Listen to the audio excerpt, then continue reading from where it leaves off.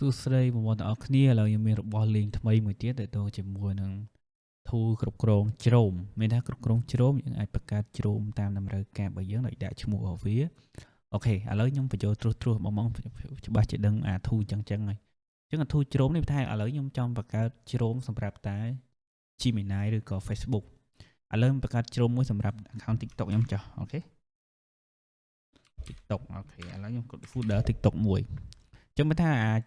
ប្រភេទនេះខ្ញុំគ្រប់គ្រងទៅលើ TikTok របស់ខ្ញុំណាអូខេអញ្ចឹងខ្ញុំចង់បង្កើត profile TikTok មួយមកតោះ TikTok មកជ្រុំនឹងគ្រប់គ្រងលើ TikTok US ឥឡូវខ្ញុំលា account US អញ្ចឹងទៅខ្ញុំបង្កើតចំនួន10ជ្រុំហើយតកតងជាមួយនឹងប្រភេទដែលយើង open ចូលទៅ link របស់ TikTok តែម្ដងណាយើងបង្កើតមក TikTok ហើយខ្ញុំបង្កើតមកនេះ TikTok អូខេអញ្ចឹងយើងបើកមកវាចូលទៅកាន់ TikTok ហើយបើកជ្រុំមកអូខេចាំតិចអញ្ចឹងវាអូតូចូលទៅកាន់ TikTok របស់យើង TikTok អត់ចូលទៅកាន់ TikTok ហើយអញ្ចឹងយើងអាចយើងគ្រប់គ្រងលើ TikTok ហ្មងអាហ្នឹងណាអូខេអញ្ចឹងយើងបើកមក account ទី1 account ទី2អញ្ចឹងទៅ log in តាមហ្នឹងទៅ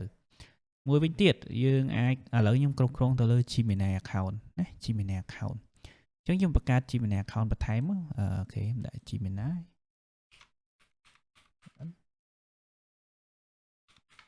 អូខេខ្ញុំបង្កើត10ជ្រុំដែរខ្ញុំ select មួយភ្លឹបខ្ញុំយក Gemini Google Gemini អូខេខ្ញុំបង្កើតមកនេះGemini ភ្លឹបអញ្ចឹងយើងអញ្ចឹងបើកប្រហែលជ្រុំក៏បានដែរឥឡូវខ្ញុំចង់បើក2ជ្រុំយើងគ្រប់គ្រងអញ្ចឹងមកខ្ចៅនេះសម្រាប់អ្នកច្រើនណាអញ្ចឹងវាអូតូឲ្យយើងអូខេអូតូចូលទៅកាន់ Gemini យើងញ៉ាំនេះ Gemini អញ្ចឹងយើងប្រើមកបាទ account ទី1 account ទី2ដាក់អញ្ចឹងមកមួយវិញទៀតយើងអាចដាក់ email អីចឹងណាធ្វើអីចឹងទៅតាមហ្នឹងទៅបាទយើងគ្រប់គ្រងបែបអញ្ចឹងមកឥឡូវយើងចូលមើល TikTok របស់យើងមាន10 profile Gemini មាន10 profile ដែលយើងបង្កើតអញ្ចឹងយើងគ្រប់គ្រងបែបហ្នឹង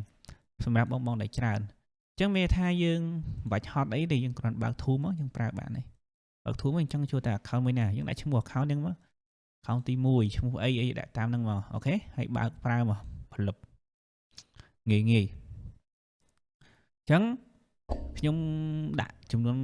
10នាក់ណា10នាក់អញ្ចឹងមានថាឲ្យទាញតែតាន់បើទាញមិនតាន់អត់ហើយព្រោះ10នាក់តែ$1ទេ